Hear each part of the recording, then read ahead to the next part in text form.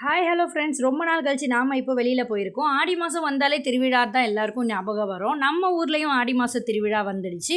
எப்போவுமே நம்ம திருவிழா அப்போ ஒரு 10-15 தடவையாச்சும் அங்கே விசிட் பண்ணிவிடுவோம்.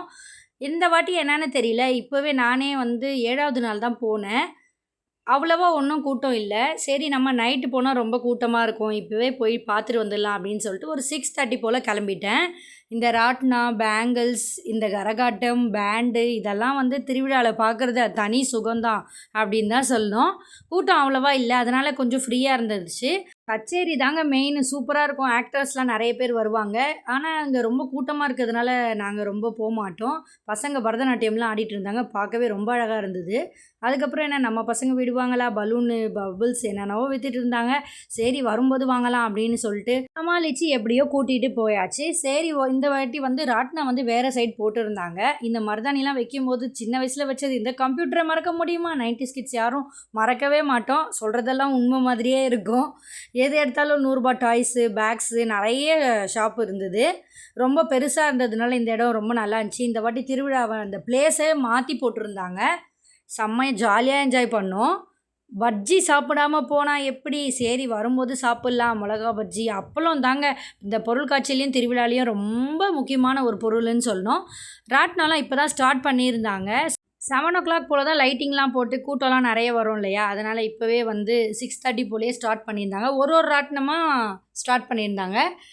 சரி, நம்ம ராட்னால போகலாம் அப்படின்னு தான் நினச்சேன். ஆனால் ஒருத்தருக்கு ₹120 அப்படின்னு சொல்லிட்டாங்க.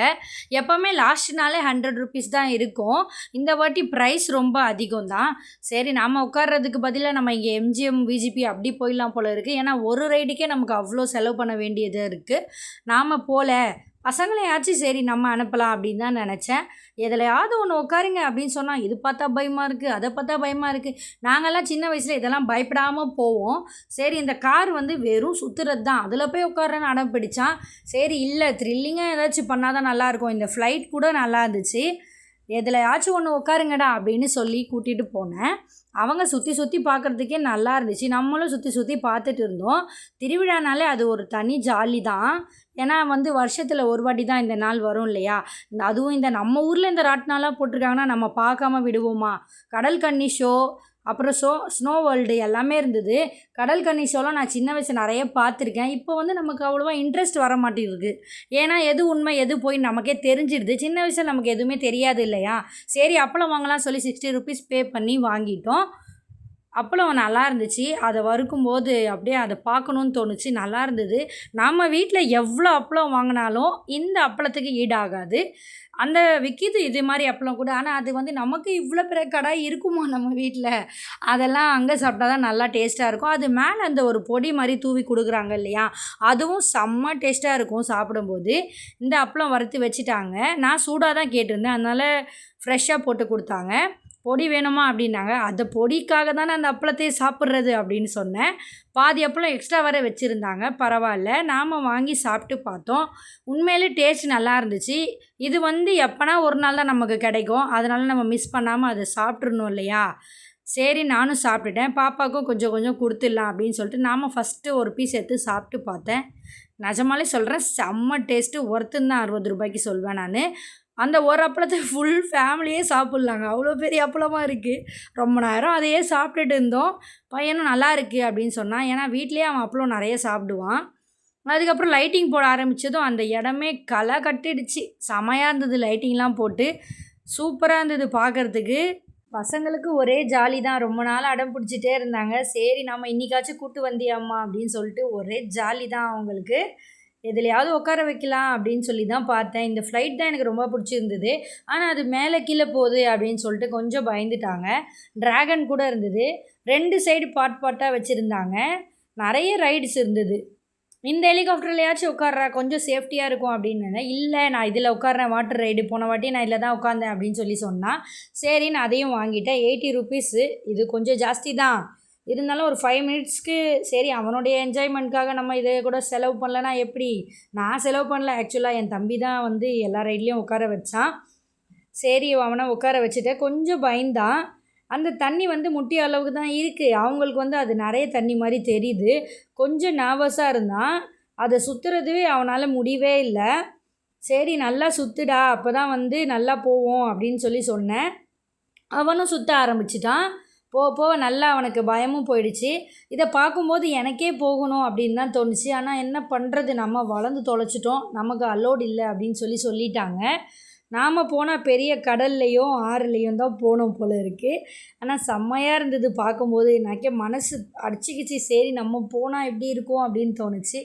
நாம் தான் என்ஜாய் பண்ணல, சரி அவனாச்சும் என்ஜாய் பண்ணிட்டோம் அப்படின்னு சொல்லிட்டு ரொம்ப நேரம் நின்று பார்த்துட்டு இருந்தேன்.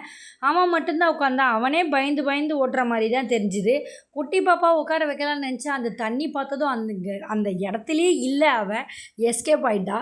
நான் உட்கார மாட்டேன், ரொம்ப பயமாக இருக்குது அப்படின்னு சொன்னான். சரி நீ ஒரு பக்கம் இது மாதிரி விளையாடிட்டுரு, அது வரைக்கும் லாஸ்ட்டு வரைக்கும் போ, நான் பாப்பாவை எதுலையாவது உட்கார வச்சுட்டு வரேன் அப்படின்னு சொல்லிவிட்டு நானும் பாப்பாவும் அங்கேருந்து கிளம்பலாம் அப்படின்னு சொல்லிட்டு முடிவு பண்ணிட்டோம். அம்மாவை பார்த்துக்க சொல்லிட்டேன். அவன் வந்து நீ போறியே எனக்கு பயமாக இருக்குது அப்படின்னு சொன்னான். இல்லைடா அம்மா இருக்காங்க, நீ பார்த்துப்பாங்க, நான் போயிட்டு வரேன் அப்படின்னு சொன்னேன். இந்த ரைடை பார்க்கும்போது ரொம்ப எனக்கு பயமாக இருந்துச்சுங்க. லைஃப்பில் ஒரு டைம் தான், ஒரு 2 இயர்ஸ் பேக் நான் இதில் உட்காந்தேன். ரொம்ப ரொம்ப பயமான ஒரு ரைடுன்னு தான் சொல்லணும். சுற்றி தலையே அப்படியே சுற்றிடுச்சு. மயக்கமே வருதுன்னா பார்த்துக்கோங்க. அந்த ரைடில் எல்லாமே மியூசிக்லாம் போட்டு நம்மளை வான்னு தான் சொல்லிட்டு இருந்தாங்க. நமக்கு எதுலேயும் போகிறதுக்கு இஷ்டம் இல்லை. சரின்னு அதுக்கப்புறம் என்ன, இந்த ட்ராகனு, அதுக்கப்புறம் இந்த ஜம்பிங் இது பார்த்தேங்க, சூப்பராக இருந்ததுங்க. தூரத்துலேருந்து பார்க்கும்போது எனக்கு அவ்வளோவா எதுவுமே தெரியல, இருந்தாலும் கொஞ்சம் பயமாக தான் இருக்குது பார்க்கும்போது. மோட்டு பட்லு இருக்கிறதுனால நான் அதில் தான் போவேன் அப்படின்னு பாப்பா சொன்னான். சரி அதுலையாச்சும் போ, எதுலேயும் உட்கார வைக்கலையே அப்படின்னு சொல்லிட்டு 60 ருபீஸ் பே பண்ணிவிட்டு அந்த பைக்கில் உட்கார வச்சேன். மோட்டுக்காக மட்டும்தான் அந்த பைக்கில் போகணும் அப்படின்னு சொன்னான். போனாலே ஒழுங்காக போனாலா, உட்கார வச்சதுலேருந்து ஒரே அடை. என் கூடவே இருந்து பழகிட்டாளா, அவளை என்ன பண்ணுறதுன்னு எனக்கே தெரியல. நான் தான் அப்படி வளர்த்துட்டேனா அப்படின்னு தான் தெரியல. ரொம்ப பயந்தாங்கொல்லியாக இருக்கிறா. ரொம்ப மனசுக்கு கஷ்டமாயிடுச்சு. இவ்வளோ பயந்தாங்கொல்லியாக நம்ம வளர்த்துட்டோமே அவளை அப்படின்னு தான் தோணுச்சு. உட்காரவே இல்லை. அதில் 2 ரவுண்டு தான், அவர் சுற்றவே ஆரம்பிக்கல, அதுக்குள்ளே அவள் அழ ஆரம்பிச்சிட்டா. அதுக்கப்புறம் எனக்கே மனசு கேட்கல, சரி நம்ம புள்ள அழுறாளே அப்படின்னு சொல்லிட்டு அவளை கீழே இறக்கி, சரி இந்த யானையில் அதே டிக்கெட்டை வச்சு இந்த யானையில் உட்கார வச்சேன். அதில் உட்காந்தும் கம்முன்னு இருந்தாளா, இல்லையே. இது வந்து மிஷினோட பவர்னால சுற்றுது இல்லையா, இது கொஞ்சம் ஸ்பீடாக தான் இருந்தது. அதுலேயும் அவள் உட்கார மாட்டேன்னு தான் சொன்னான். அவள் அலறதை பார்த்தா எனக்கு ரொம்ப மனசு கஷ்டமாக இருந்தது. இருந்தாலும் அவளை பயந்தவங்களையாக நம்ம வளர்த்துட்டோன்னும் போது ரொம்ப வருத்தமாக தான் இருந்தது.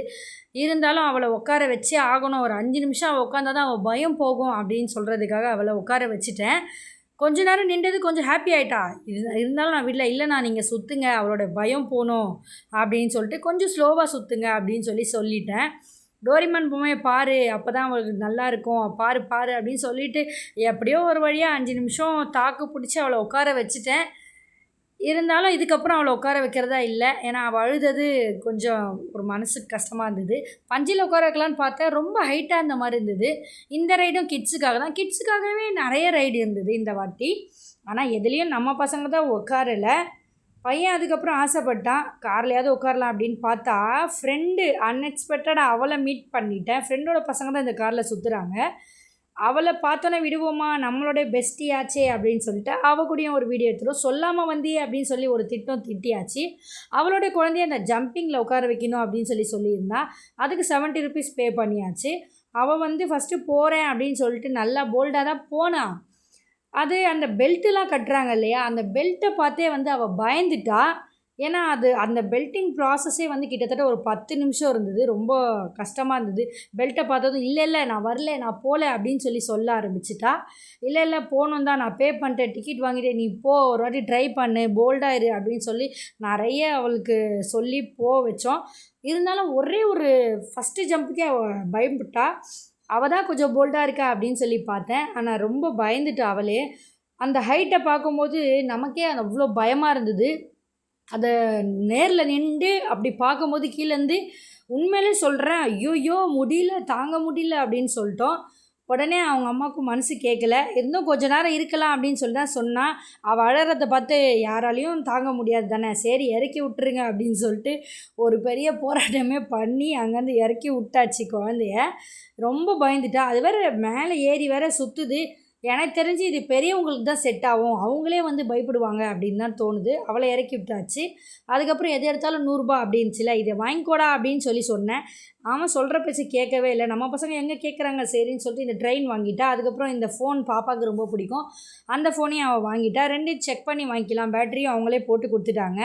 ட்ரெயினுக்கு பேட்ரி இல்லை, அது சுற்றி விடுறது தான், இருந்தாலும் செக் பண்ணி வாங்குறது நல்லது தானே அப்படின்னு சொல்லிட்டு அதையும் வாங்கிட்டோம். ரொம்ப எனக்கு ஸ்வெட்டிங்காக இருந்தது. இட்ஸ் ஓகே, நம்ம ஐஸ் வாங்கி கூலாக சாப்பிட்லாம் அப்படின்னு சொல்லிட்டு வாட்டர் மெலன் ஐஸ் 30 ருபீஸ் தான் இதோட ப்ரைஸு. ஆனால் சூப்பராக இருந்தது. நிஜமாலே வாட்டர் மெலன் சாப்பிட்ட மாதிரி தான் ஒரு ஃபீலாக இருந்தது. சூப்பராக இருந்தது ஐஸு. நானும் அம்மாவும் சேர்ந்து ஐஸ் சாப்பிட்டோம். அப்புறம் என்ன, பசங்களை பைக்கில் அமுச்சிட்டு நானும் அம்மாவும் ஃபுல் திருவிழாவையும் சுற்றி பார்த்துட்டு வீட்டுக்கு தேவையான திங்ஸ் எல்லாம் வாங்கிட்டு அங்கேருந்து கிளம்பிட்டோம். உங்கள் ஊரில் திருவிழா முடிஞ்சிச்சான்னு கமெண்ட் பண்ணிவிடுங்க. வீடியோ பிடிச்சிருந்தா அப்படியே ஒரு லைக் பண்ணிவிடுங்க. தேங்க்ஸ் ஃபார் வாட்சிங். நெக்ஸ்ட் vlogல பார்க்கலாம். டாடா, பாய் பாய்.